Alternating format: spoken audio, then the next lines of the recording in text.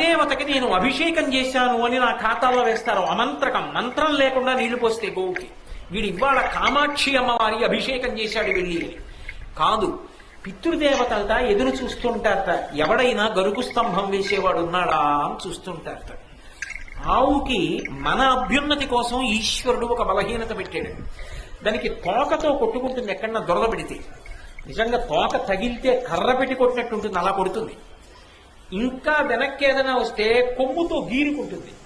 కానీ కంటి కింద దురద పెట్టిందనుకోండి, చెవి పక్కన దురద పెట్టిందనుకోండి, గంగడోలు దురద పెట్టిందనుకోండి, దాన్ని గోక్కోవడానికి ఆధారం లేదు. కాబట్టి అది బాధపడుతుంది. గరుకు స్తంభం అని వేస్తారు. ఆ గరుకు స్తంభం వేస్తే అది ఏం చేస్తుందంటే కంటి కింద దురద పెడితే కంటిని ఇలా పెట్టి ఎంతవరకు గోక్కోవాలో అంతవరకే గోక్కుంటుంది. గంగడోలు దురద పెడితే గంగడోలు దానికేసి రుద్దుతుంది. అలా ఆవు కాని గరుకు స్తంభాన్ని రుద్దినప్పుడు కొన్ని వెంట్రుకలు రాలి కింద పడిపోతాయి. పితృదేవతలు ఎదురు చూస్తుంటారట, నా వంశంలో ఎవడైనా గరుకు స్తంభం వేసేవాడు ఉన్నాడా. అలా వెంట్రుకలు కాని కింద పడ్డాయా, ఉత్తర క్షణంలో గరుకు స్తంభం వేసినటువంటి వాడి యొక్క 7 తరాల వాళ్ళని నరకలోకంలోంచి స్వర్గానికి ఉత్తీర్ణులు చేస్తారు. నేను చెప్పట్లేదు, వేదం చెప్తాను. ఒక గోవు నుండి అంతటి అభ్యున్నతి ఉంది.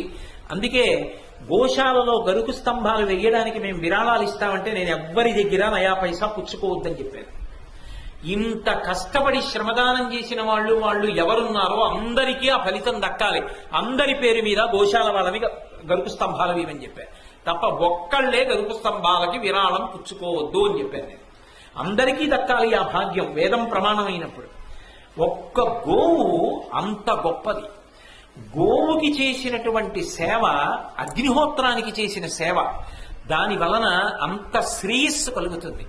విశేషించి ఒక్క గోశాల ఉంటే, ఒక్క